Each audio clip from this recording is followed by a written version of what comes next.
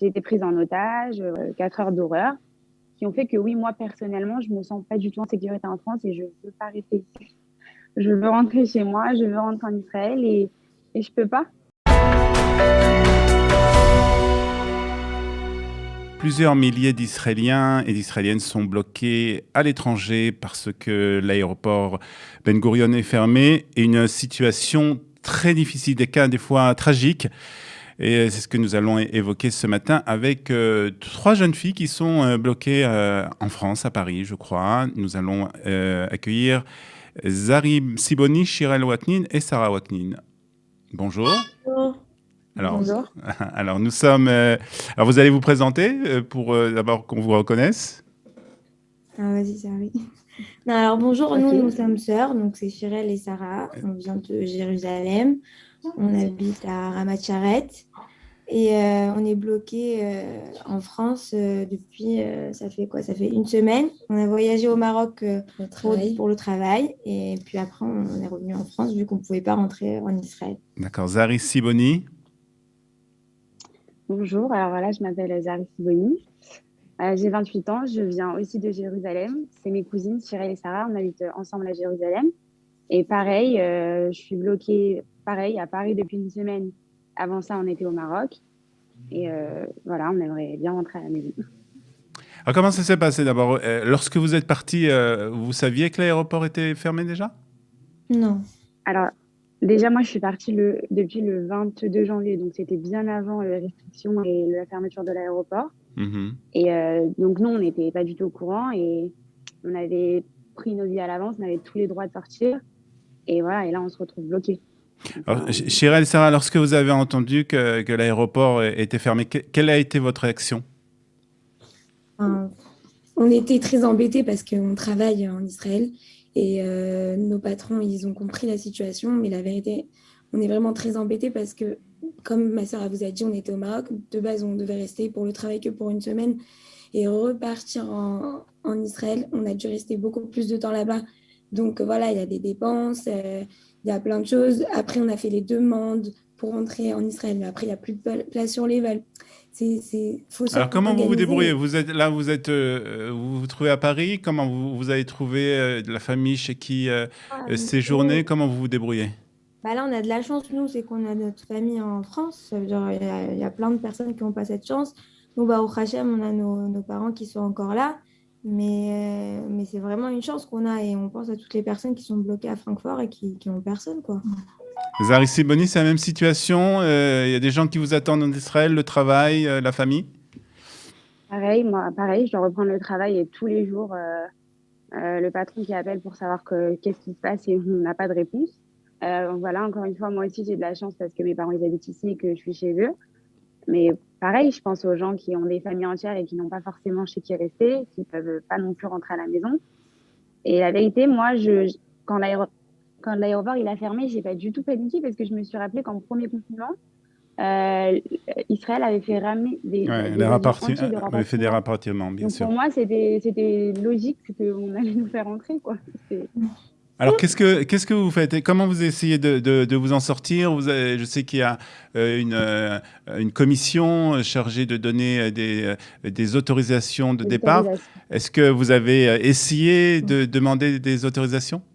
Ouais, on a fait, enfin, moi, j'en ai fait une, j'ai reçu une réponse. Ma soeur, elle a fait la même, elle n'a pas reçu de réponse. Donc, J'attends déjà, il n'y a encore. aucune logique dans l'histoire.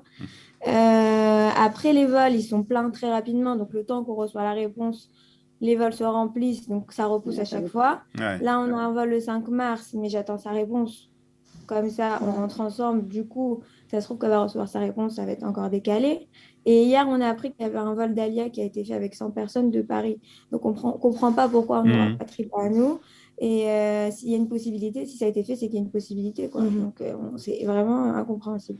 Zari Siboni, vous estimez que c'est une atteinte à votre liberté fondamentale de rentrer dans votre pays, en fait? Ben, complètement. Moi, je trouve que, OK, on est des Olim Khalashim, OK, on est français, mais là, on est aussi israélien.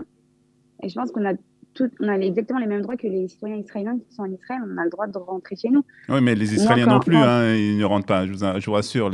Ceux qui oui, sont... je sais que c'est pas que les Français, mais ce que je veux dire, c'est que c'est impensable de se dire qu'on est beaucoup, beaucoup de personnes. Je suis sur énormément de groupes WhatsApp, retour en Israël, gens bloqués en France, de gens. Et je sais qu'on est beaucoup, on n'est pas 3 ou 4. Encore au Maroc, on a fait exprès de venir du Maroc à Paris, parce qu'on s'est dit que ça allait être plus simple. Mais on est beaucoup de gens bloqués, quoi. De dire, il y a un moment, on ne peut pas non plus ne pas faire cas des gens qui sont là. Vous avez fait votre alia il y a combien de temps? Zari, vous avez fait votre alia il y a combien de temps? Alors, j'ai une histoire un peu spéciale. Moi, j'ai fait mon alia il y a très longtemps, il y a 10 ans exactement, en novembre 2011. Après, j'étais rentrée à Paris. Et il y a eu un événement exceptionnel qui a fait que je suis tout de suite repartie. Et là, je Vous pouvez parler de cet événement? Oui, je pense que les gens le savent, mais j'étais dans un attentat il y a exactement 6 ans, dans l'hypercachère de Vincennes. J'ai été prise en otage, voilà, 4 heures d'horreur, qui ont fait que oui, moi, personnellement, je ne me sens pas du tout en sécurité en France et je ne veux pas rester ici. Je veux rentrer chez moi, je veux rentrer en Israël et je ne peux pas. Et ça me rend folle.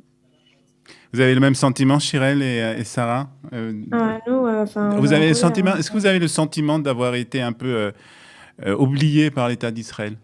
Ah, mais on est complètement. Pour moi, je pense qu'on n'est pas en démocratie. C'est hyper grave ce que je vais dire, mais je pense qu'on n'a même pas le choix. Ça veut dire, c'est même pas si on, je sais pas, on essaie de prendre contact avec nous ou quelque chose. C'est vraiment débrouillez-vous. C'est comme ça. Vous faites ce qu'il y a à faire et on vous accepte, on vous accepte. Il n'y a pas autrement. Vous voulez rentrer chez vous, ça va vous coûter déjà $600 minimum. Vous devez dormir à Francfort. Vous n'êtes pas content, c'est la même chose. Et j'ai même vu hier qu'ils voulaient mettre des bracelets électroniques quand on allait rentrer en Israël. Alors, vraiment n'importe quoi. Sans parler du Mélonite. Pardon? Zari, vous voulez rajouter quelque chose? Sans parler de cette histoire de Mélonite. Ah oui. Alors, ils avaient enlevé la loi, ils ont remis la loi. Alors, tous les jours, ça change. Nous, on arrive. Et encore, c'est toute une histoire. On devait rentrer avant pourri, mais on s'est dit quoi? On va passer pourri en Mélonite. Après, finalement, ils ont enlevé la loi, on était trop contentes. Et là, ils ont remis la loi. Et donc, en fait, on arrive, on va directement en Mélonite. On a entendu des rumeurs, enfin, des gens qui étaient sur place qui nous ont dit que c'était pas des très bonnes conditions. On ne peut pas sortir de la chambre. Ouais. Le repas, il arrive devant la porte. C'est froid. Enfin, invivable, quoi, 2 semaines comme ça. Donc, oui, je veux rentrer chez moi, mais dans ces conditions. Ouais. Donc, vous savez pas trop quoi faire. Est-ce que vous avez prévu quand même peut-être de faire des choses sur les réseaux sociaux, d'éveiller la conscience des personnes? Oui, on pense faire quelque chose. On va tout d'abord faire un groupe WhatsApp et s'il faut faire une manifestation, on la fera. Ça veut dire, ah oui, moi, je suis là, on est en train de penser à Pessah, à passer Pessah avec nos parents. Et ben, ça réfléchira 6 fois. Ça veut dire quoi? On va rentrer en Israël, reprendre le travail, reprendre un billet pour 1 mois en sachant qu'ils ne vont pas forcément nous laisser sortir. Et nos parents, ils ne peuvent pas venir en Israël. Pourquoi? Parce qu'ils ne sont pas israéliens. Et moi, c'est ce qui me met le plus en colère. C'est que je vais réfléchir à 6 fois comment passer mes fêtes de Pessah cette année. L'année dernière, on n'avait pas le choix. L'année dernière, c'était confinement. Voilà. On était tous séparés. Tous. Et cette année, la vérité, moi, je ne sais pas comment faire. Voilà. Parce que nos parents, ils ne peuvent pas voyager et nous, on est entre deux. Alors, on va dire qu'il y a d'autres aussi. On va dire qu'il y a d'autres aussi situations tragiques, des personnes dont les parents sont malades, qui ne peuvent pas aller les rendre visite. Toutes sortes de situations vraiment très, très difficiles. Et pour le moment, je vous avoue, ce qui se passe ici, bien entendu, vous suivez de très près l'information en Israël, c'est qu'on parle pour le moment de ne pas réouvrir l'aéroport. On a donné le 6 mars comme date d'ouverture, mais il y a certains bruits qui parlent d'ouvrir l'aéroport seulement après Pessah. Ce qui, bien entendu, ne va pas vous réjouir.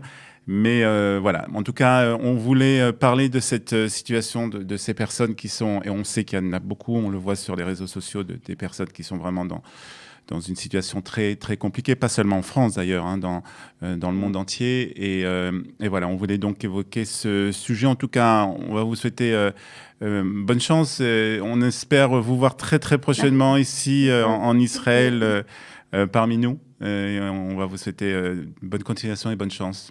Tenez bon. Merci beaucoup.